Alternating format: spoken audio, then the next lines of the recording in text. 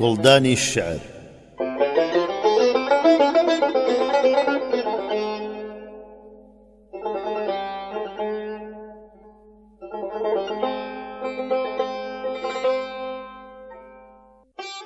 نالي نيتي السحر بيان حكمتي الشعر، أما نيتي قوتي ضل قدرتي إنشاء.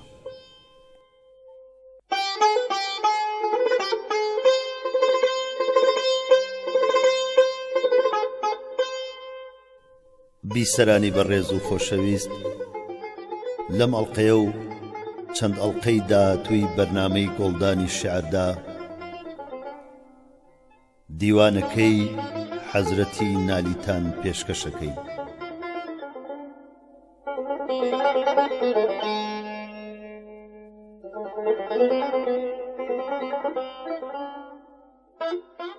بەشی چوارەم.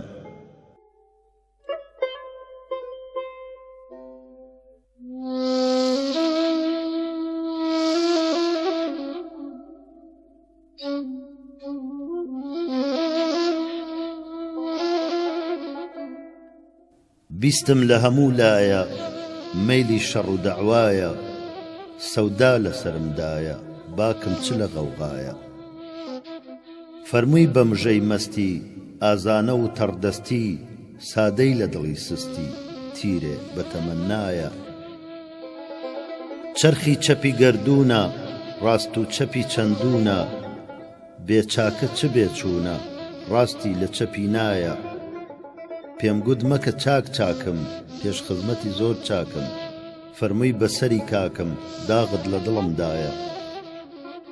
زاهید مەکە مەنعی دڵ بۆ تۆ نییە سوودی گوڵ، خاکت بەسەرەی غافڵ کەوتوویە چ سەودایە.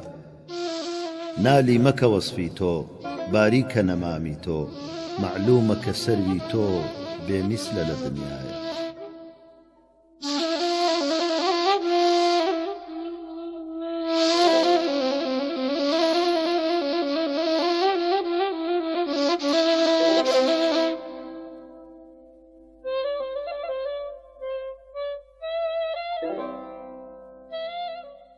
سەرمایەی سەودا کە دەڵێن زۆڵفی دووتایە، هەر پێت شیتایەکی سەدا شووبی تایە. بیدە بە دڵم شیفتە بۆ شیفتە چاکە، بیخەملم ئەو قەیدە بە دێوانە ڕەوایە. ئەو خاکی دەرە مەسکەنی سەد ساڵەمە شاید، جارێ لە دەمی تۆ ببیەم سەگ بە وەفایە. زوڵفت سەبەبە دڵ بە عوزارت کە دەسووتێ، سووتی شەوە وا قاتیلی پەروانە چرایە. نالی کەوی قارینیە بێباکە لە خەڵقی، سۆفی کە سلووکێکی هەیە عوجب و ڕیایە.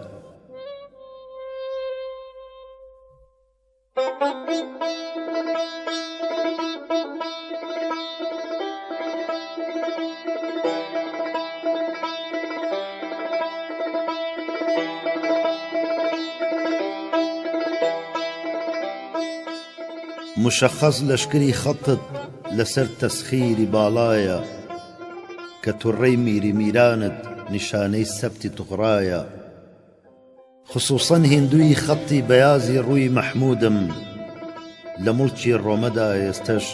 خەلیفەی شاری بەغدایە. لە بازاڕی مەحەبەتدا هەدیەی توحفەی میران، لە بۆ خورشیدی تابانم پیاڵەی شۆخی مینایە. لە کۆهی نەجدە ئێستاکەوە چیلی قەیسی ماڵوێران، منم مەجنون و زنجیرم گرەی جێسووی لەیلایە. کولاهی فەخر و تەعزیمم گەیشتە چەرخی ئەتڵەس ڕەنگ، کە بیستم قەلبی بیرانم لەسەر مەملوکی ئاغایە. لە دنیا جەنەتی باقی تەلاری شاهیە ساقی، حەبیبە توڕەی تەوقی ملی شیرین و عەزرایە. نیشانەی فەخرە بۆ من گەر بەسەر بێم نەک بە پێ، ئەمما بە مەرجی تۆ قەسەم شاهم عوزر مەسموعە سەرمایە. بە حەقی تاریکا کۆڵی سەراپالولی ئەو شۆخە، ئەگەرچی پەشمە ئەمما دڵ لە توڕەی زوڵفی سەودایە. محەقق مەشرەبی نالی لە شیعرا هەروەکو خاچی، خەیاڵی کوردیە بەیتی سەراپا زوڵفی دووتایە.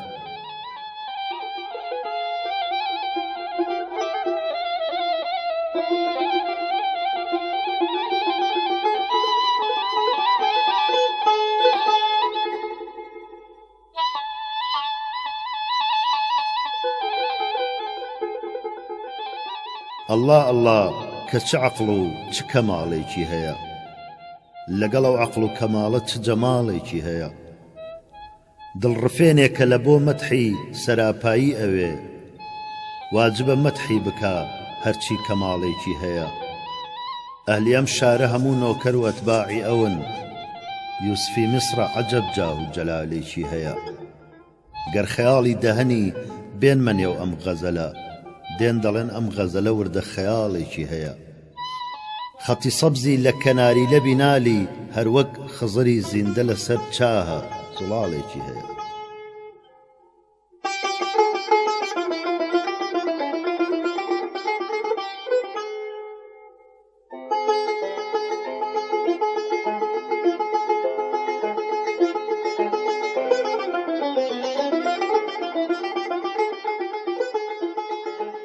عاشقی بێدڵ دەناڵێ مەیلی گریانی هەیە، بێشکە هەورە تریش قەت تاوی بارانی هەیە. چاوی من دەمدەم دەڕێژێ ئاوی ساف و خوێنی گەشت، دابڵێن دەریای عومانە دوڕ و مەرجانی هەیە. پەرچەمی ڕوودا دەپۆشێ پێچی زوڵفی پێچەیە، دا بە ڕۆژیش پێی بڵێن شەمعی شەبوستانی هەیە. ئاسمانی حوسنی مەحبوبەم لە ئەبرۆ و زوڵف و ڕوو، دوو هیلال و دوو شەو و دوو ماهی تابانی هەیە.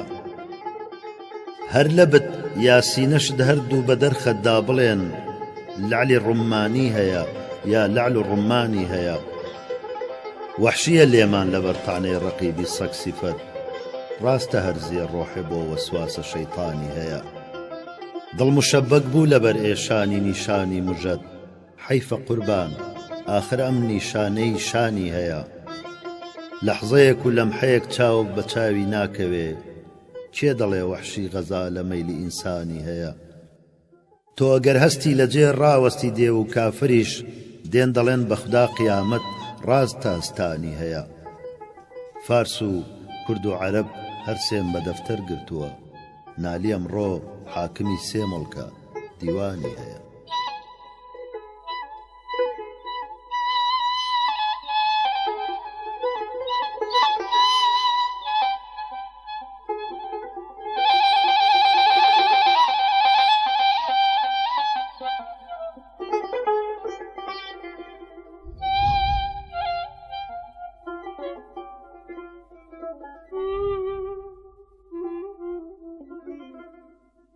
بەرگی دنیا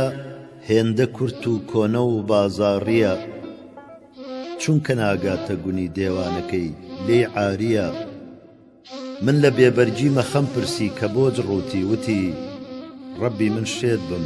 ئەگەر شاد بم بە بەرگی عاریە. خەلعەتی تەشریفی هەر کەس بێچیە غەیری کەفەن، هەر ئەوە هەم فاخرە و بۆ ئاخرە و یەکجاریە. کونجی ڕاحەت تاجی عیزەت خارجی مەعمورەیە، کوندەبوو هەر بانگەبانگ و هودهودیش هاواریە. پۆست بە کۆڵی عامیری فەرمووی کەوا بۆ پوختە بوون، جەوتی سەرکێوان گەلێ چاتر لە تاڵی شاریە. قوشقوشی ڕاوی نەبێ مرغی کولانە و ئاخوڕە،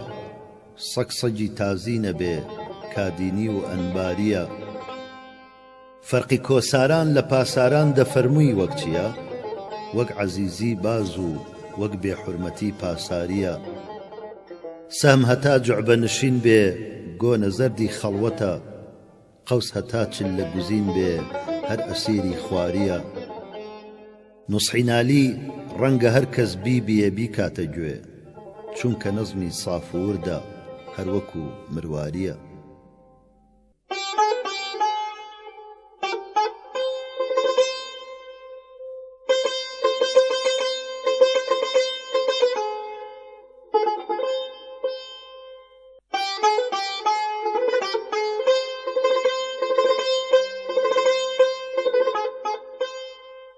با ڕەفیقانم بکەن شینم کە وەختی زاریە،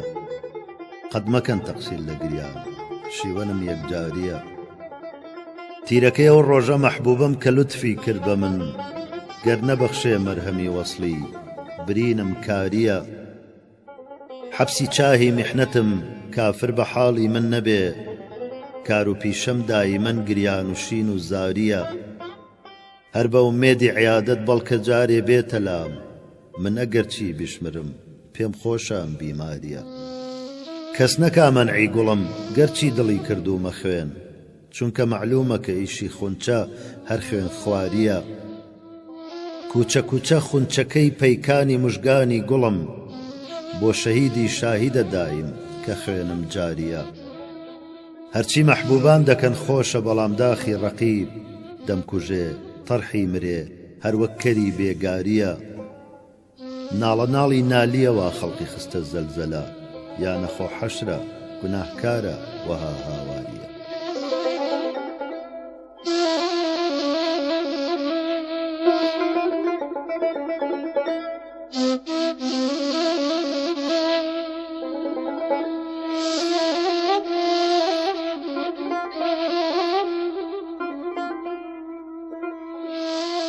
بیدی مەجنونە وجودم لە هەموو بربەریە نەکەسێ منتەفعی یەکبەری یا سێبەریە چیت لە کاکۆڵی سەر و مووی میانی داوە هەموو هەر هەموو پەرێشانی و دەردی سەریە بەڕیا باری تەکالیفی ڕسومی بۆ خەڵق چ دەکێشی ئەمە حومقێکە عەلاوەی کەریە مطمئن خاتر و ئەیمەن مەبە هەرگیز لە شەڕی نەفسی ئەممارە کە ئەممارە لەگەڵ تۆ شەڕیە لۆمەی نالی دێوانە مەکەنەی عوقەلا ئەمە مودێکە زەدەی لەطمەی دەستی پەریە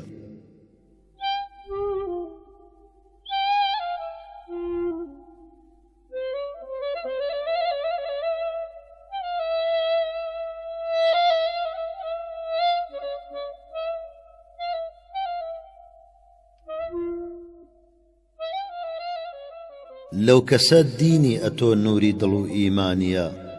ڕوو بە زوڵفت دامە پۆشە یعنی کافرسانیە دڵکەوا هەم قاسیە هەم عاسیە دوورە لە تۆ منزەجیر نابێ کە حوبی تۆ لە قاسی دانیە گوێت لە ئاوازی سروشتی من گرانی گوارەیە غافڵی لەم دوڕی بەحرین و عەقیقی کانیە ڕوومەتت شەمعی شەوی قەدرە دڵم پەروانەیە نەحری مینای ڕۆژ عیدە ڕۆحەکەم قوربانیە خوێنی سرفە پێی سەر و دەستت حەنایی کردووە ڕەنگی دەست و سەر نییە ڕەنگی سەری دەستانیە دوور لە تۆ نالی سەجێکە بێوەفایە هەرزەگۆ بۆچی بانگی ناکەیم کەلبە کە نانی نانیە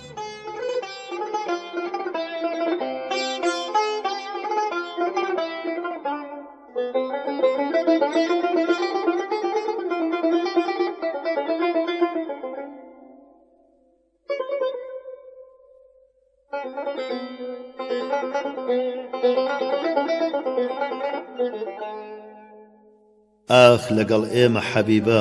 سەر و پەیوەندی نییە نەی شەکەر قەددە بەڵا بەندی هەیە قەندی نییە عادەتێکی هەیە هەرگیز لە کەسێ ناپرسێ زاڵمێکی وەیە قەت خەوفی خوداوەندی نییە دەرحەقی من زەهر و سرکە فرۆشە بە برۆ دەرحەقی غەیری ئەمن غەیری شەکەرخەندی نییە دولبەرێکم هەیە مەشهورە بە بێمانەندی بێشک و شوبهە خودا شاهیدە مانەندی نییە ئالی دنیایی لەبەر حرس و تەمەع هوشیارن بەخسووسی بگەڕێی مەست و خیرەتمەندی نییە خانەقاش هەروەکو مەیخانە کە هەر ئاوا بێ مەجلیسێکی هەیە ئەمما گەب و گۆبەندی نییە واقعەن خانەقا خۆش زەمزەمەیەکی تێدایە بەڵا قەندی هەیە گەندی هەیە ڕەندی نییە مەدرسە مەحبەسەیە مەبحەسەی وەسوەسەیە کەسی تێدا هەیە ئەمما خۆش و خورسەندی نییە طالبی ڕاهی حیجازم لە مخالیف هەڵدەن بێنەوە قەلبی حەزینم قووەتی بەندی نییە شیعرەکانم کە جگەرگۆشی منن دەربەدەرن دڵی نالی چڕەقە قەت غەمی فرزەندی نییە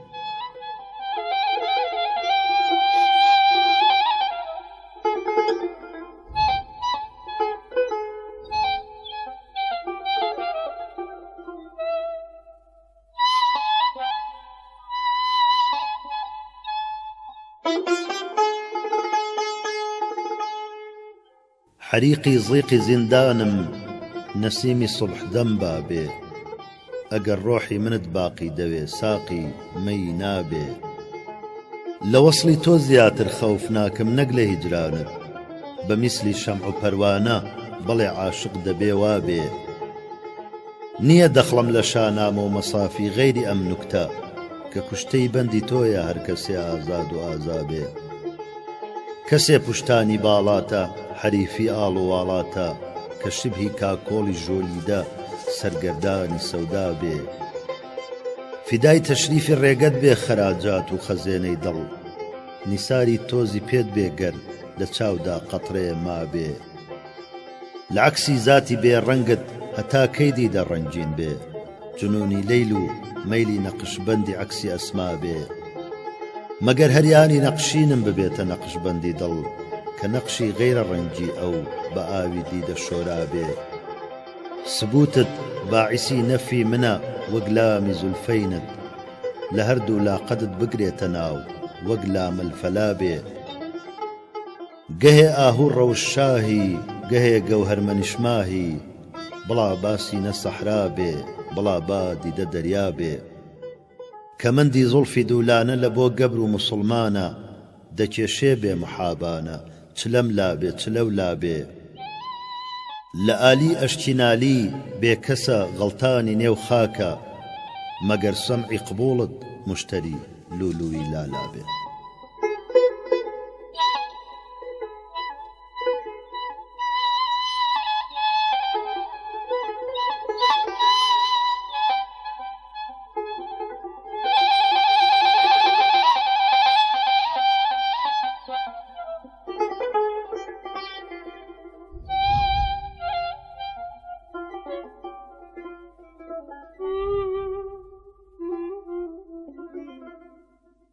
خۆشا ڕەندێ لە دنیا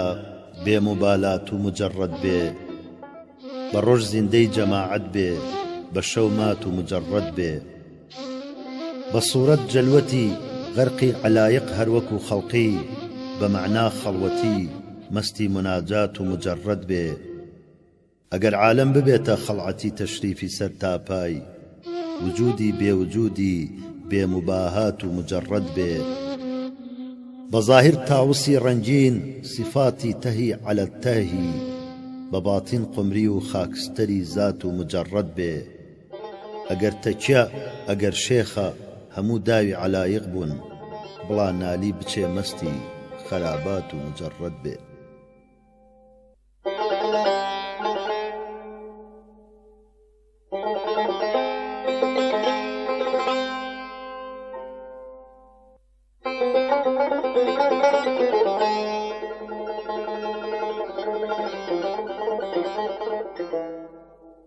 ئەی قەلعەی ماهم کە دەڵێی ئەوجی بروجی وەی قولەی دووری کە دەڵێی قامەتی عوجی وەک قافی زەبین قابلی ئیکمال و تەرەقی وەک بورجی سەما لایقی ئیقبال و عروجی ئەی ئاهوی نادیدە بە تەئسیری مەهیبی یا گەوهەری ئەزتافی و یاقوتی دروجی بۆ مەجلیس و یاری سەبەبی شەوق و سیراجی بۆ ڕاوسواری عەلەمی زین و سروجی سەد حەیفی لە بۆ کەعبەی حوسنت کە بەسەریا نەجاشی خەت هاتووە نێزیکە خروجی هەرچەندە دەکەن قەتعی سەرت دێوە ئەی خەت وەک هندووی سەحاری مەجووسی چ لە جووجی تەلوینی ڕەقیبت چ بەیان کەم بە مەقامات مەشهورە حکایاتی ئەبوو زەیدی سروجی معلومە لەوێ ڕاز و خطوری دڵی نالی اسحل بقلبي وبأسراره نوجي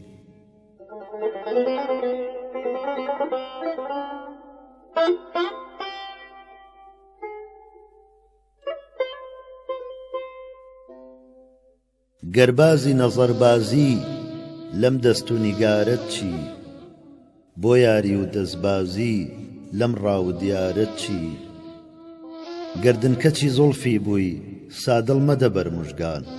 وا خۆت لە تەنابداوە ئیتر لە قەنارەت چی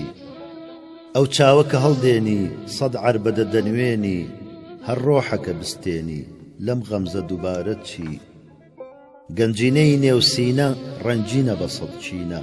ئەی لەکەی ئاینە یا ڕەبی بەغارەت چی مژدەی قەدەمی سەر بوو دڵ هاتوو لە ڕێدا چوو جان ماوە لە بۆ وەسلی بدرێ بە بەشارەت چی واخوانی کەناری من بۆ نوقلی دەم و ماچە ئەیلۆتە خۆری تەکیە ساتۆ لە کەنارەت چی بۆ جمایلی تەنهایی سەودایەکە خۆڕایی ئەی مەردومی بینایی لەم کولبەی تارەت چی نالی خۆشە نەومیدی دڵبەستەمە بە ئیدی گەر عاشقی تەجریدی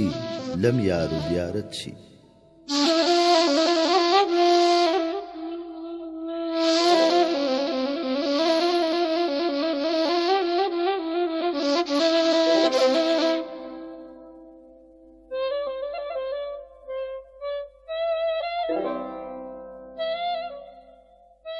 ئەی خەستەی چاود هەموو ئاهووی تەتاری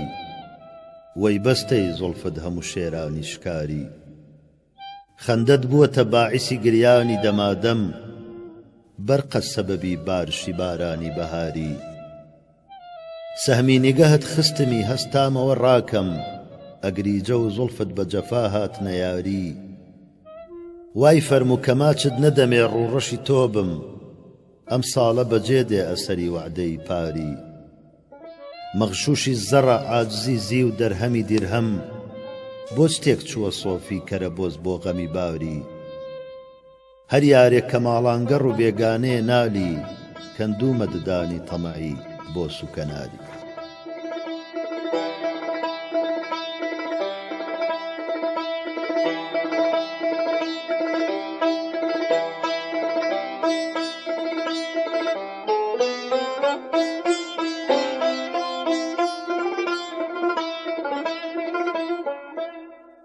بێگوێ بوونەوەیە زەخم و برین و ئەسەرێ تیری مژگانی درێژت لە جگەر تێدەپەڕێ سۆفی خەڵوەنشین بۆ نەزەرێکی گوڵی ڕوود ڕەنگە وەک نەرگسی تەڕ چاوی سپی بێت و دەرێ زوڵفی دووتایی تەراز و مەسەری دڵکێشت ڕۆح دەکێشن بە دوو سەر ئەم بەسەرێ ئەو بەسەرێ من لە ئیحرامی ئەدەبدامەوە تۆش سەیدی حەرەم مدعی هەر وەکو سەگ بۆچی بە ئێمە دەوەڕێ یادی چاوی بە فتورت لە دەروندا مەڕەزە غەمی زوڵفی بە خەمت بوو لە دڵمدا بەگرێ وەکو پەروانە بە شەو هێندە بە مشتاقی دێم بە چرای کوڵمتەوە ڕەنگە عەسەس لێم بگەڕێ لە جگەرگۆشەیی شعرم مەدە مەعنای خراپ بێخەتا کەس نییە ڕازی کە لە ئەولادی درێ ڕاستی جەوهەریەتی غیزوبانی نالی نەرم و تند ئاوی گەل و گیرە قسەی پێدەبڕێ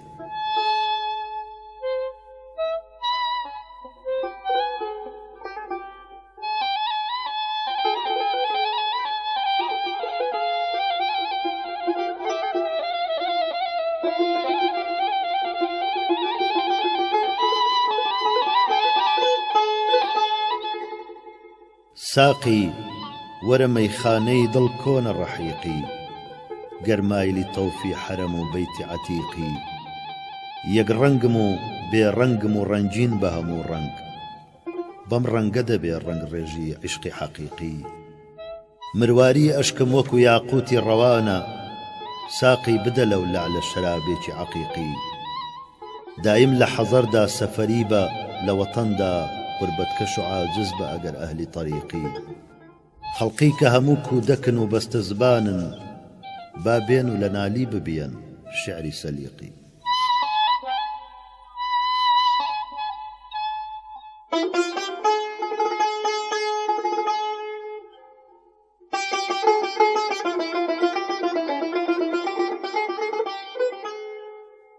برق البصر لبر برق تلألؤي لآلي خسف القمر لإشراق قيامة جمالي نية ديدي چمردم نية مردمي تشديدة لفروغي خد فارغ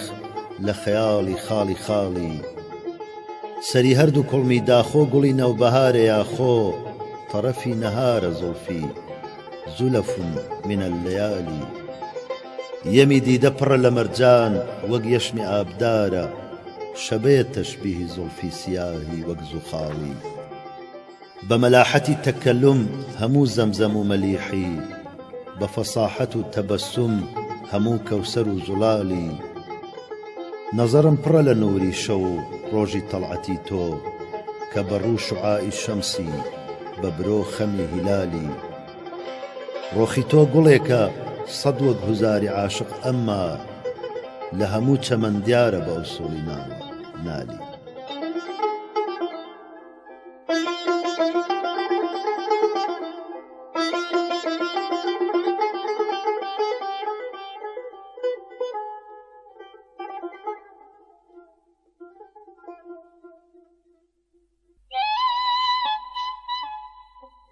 بنوارنەو بەهار و فتوحاتی گوڵشەنی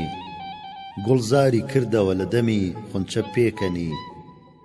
لەم پارچەڵۆکە هەورە بە قەد ڕووی هەموو زەمین بەم ڕایەڵێ قەدیفەی سەوزی عەجەبتەنی بورجی درەختی سەوز و بڵندی وەک ئاسمان پێوە شکۆفە هەروەکو نەجمن بە ڕۆشنی بەزمی هوزارە قەلفڕی ئەغیارە دەوری گوڵ سۆفی بڕۆ مەبە بەدڕک تۆ لە ئێمە نی هەر دارە بەرگ و هەر گوڵە ڕەنگی خەڵاتیە هەر وجودی نەوبەهارە کە عالەم دەکا غەنی دیسان لە بگرە و بەردەی گوڵچین و باغەبان بولبول کەناری گرت و دڵی خونچە ڕاچەنی خارایی سەوز و شینی لەبەر کردووە جەبەل دامێنی وەردی سوورە کە دەستم بە دامەنی وادی بووە بە وادی پڕنووری تووری نار نعلەین لە پێ فڕێدە نالی بە ئەیمەنی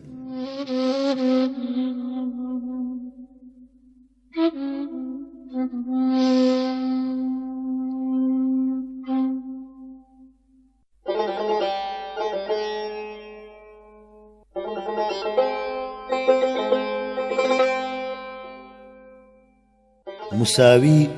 وەک یەک و لولن لە هەردوو لاوە زولفەینی نمونەی عەکسی حرفی میم و نون و واوە زولفەینی بەداوە کرژ و خاوە یعنی ئاڵۆزاوە زولفەینی دووتاوە دووسیان و شێوەکەی شێواوە زولفەینی پەرێشان و شکەستە و سەرنیگون داماوە زولفەینی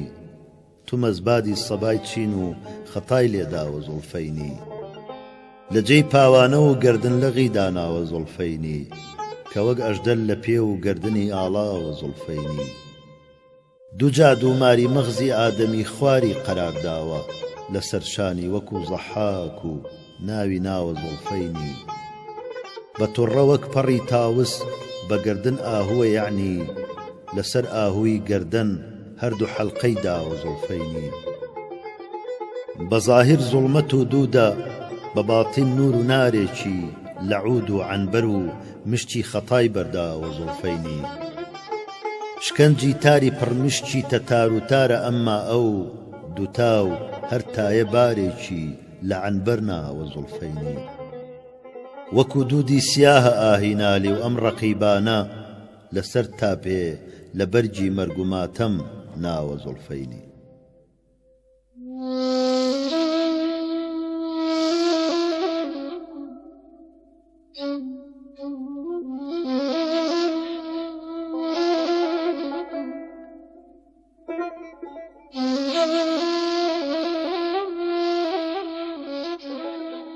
گوڵ کە یاغی و دەمدڕاو بوو کەوتە لاف و ڕەنگ و بۆی باغەبان گوێی گرت و وا هێنای بەدەستی بەستە بۆی ڕەنگی زەرد و سووری خەوف و خەجڵەتی ئاوی حەیای وا تکا و ئەرجوو دەکەن عەفوی بکە وەک عەبدی خۆی چونکە بێنی بێوەفایی و ناز و شۆخی لێدەهات ناردێ بازاڕی ڕیسوایی کە بیدا شوست و شۆی دەست بەدەست چوو تا گەیشتە دەستی عەتاری سەفیە نایە سەر نار و عەزابی ڕۆحیدا و سفت و سۆی چونکە منشوری گوڵەندامی بە ناوی خۆی دەوێ یار ئەگەر لەو باغیانە کەس بمێنێ عارە بۆی مەه بە شەو هەڵدێ پەنا دەگرێت و دەنوێتن بە ڕۆژ دا بگاتە سیڕی پەتچەی پەرچەم و وەسفی برۆی گەر بڵێم شەمسی دەڵێ ئەو خۆشڕوە بێپەردەیە وەر بڵێم سەروی دەڵێ ئەو ئەحمەقە کوا گفت و گۆی دیدە و دڵ هەردووە جۆبار و جۆیای قەدی تۆن سەروی دڵ جۆی عەرعەر و دڵجۆی نەمامی دیدەجۆی چونکە باوکی ڕۆمی و دایکی حەبەش بوو ما بەبەین ڕۆژ و شەو کافور و میسکی ڕووگەنم خاڵ دەنکە جۆی من گوتم سەروی قەدت مەوزونە ئەو تەبعەم هەیە ئەو گوتی نالی بە میزابی چینایەتمان دەشۆی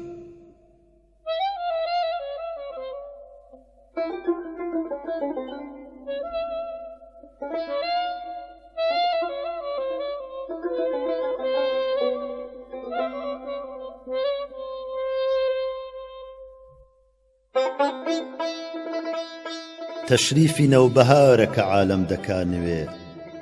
دڵ چونکە میسلی خونچەیە بۆیە دەپشکوێ لەم وعدە خۆشەدا گوڵ و گوڵ چهرە تێکەڵن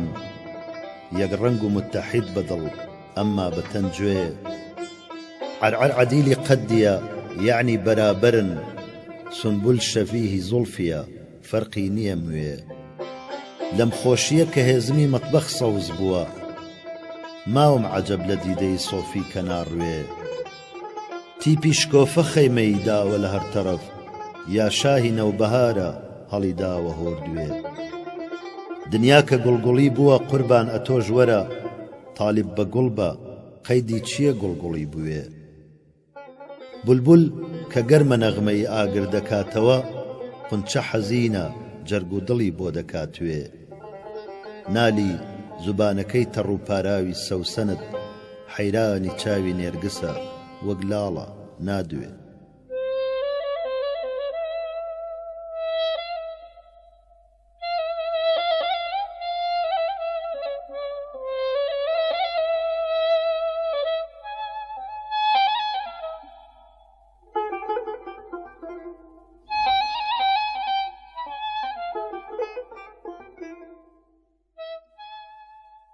یار دڵی خوێنین و چاوی پڕ لە گریانی دەوێ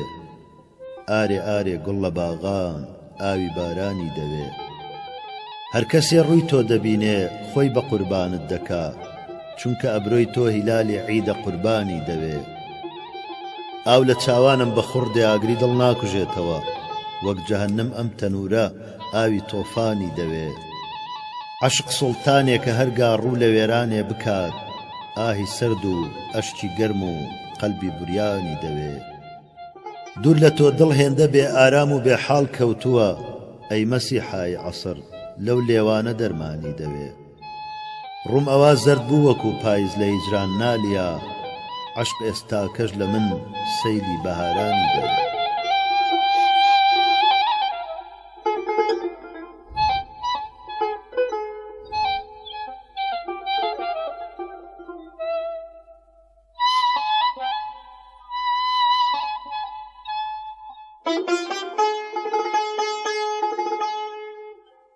خاڵی نییە ڕەشماری دوو زوڵفت لە بەڵایێ حەلقەی شەڕیان بەستووە هەریەکە لەلایە عاشق دڵی نایە لە دلارامی جودا بێ ئەڵبەت کە دڵارامی لەوێ بێ دڵی نایە بنوارە خۆشی ڕەقسی لەگەڵ خەرقەی ئەزرق ممکن نییە بەم پاکیە لەم ئەرزە سەمایێ ممکن نییە جەلبی دڵی خوبان بە من و تۆ نەمبیستووە تەسخیری مەلایک بە مەلایێ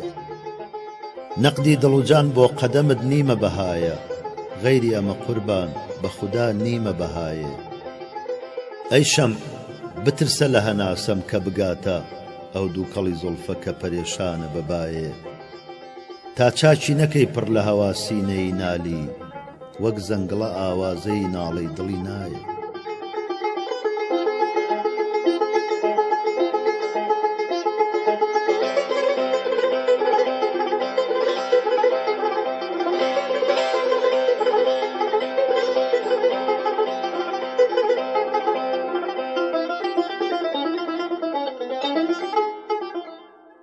وەرە ساقی بەشین و نەتبوواوەی ئەوا فەرشی حەیاتی خۆم دەکەم تەی دەزانی خۆ دەچینە جێی غەریبان بە مەرجی خۆت ئەگەر چاوان سیاکەی گلە ناکەم ئەوەندەی دەنکە جۆیێ ئەگەر کەلەی سەریشم پڕ لە کاکەی هەموو وەختم دوعایە داخۆکەی بێ بە تیرێکم شەهیدی کەربەلاکەی چ خۆشە من وەکو تازی بنۆڕم ئەتۆش هەر وەک غەزالەی بەرهەڕاکەی بە حەسرەت عمری من یەکبارە فەوتا مەگەر عمرێ دووبارەم پێ عەتاکەی گوتت نالی ئەتۆ بمرە ئەمن دێم خودا کەی بێ خودا کەی بێ خودا کەی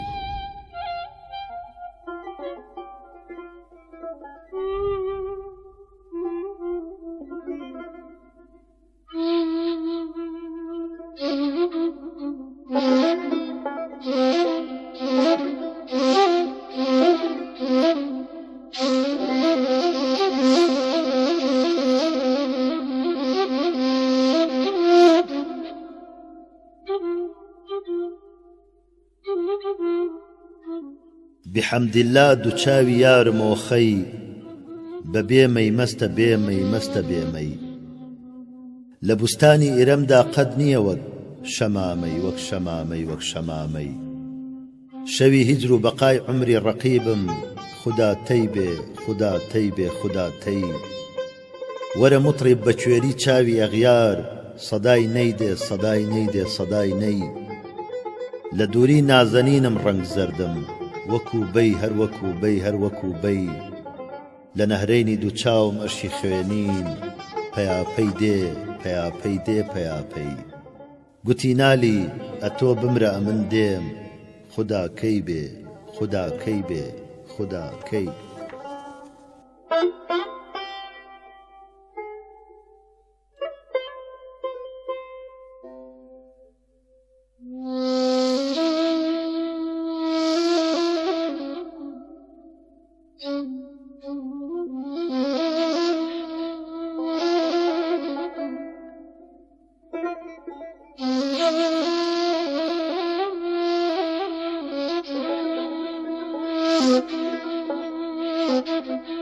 Thank you.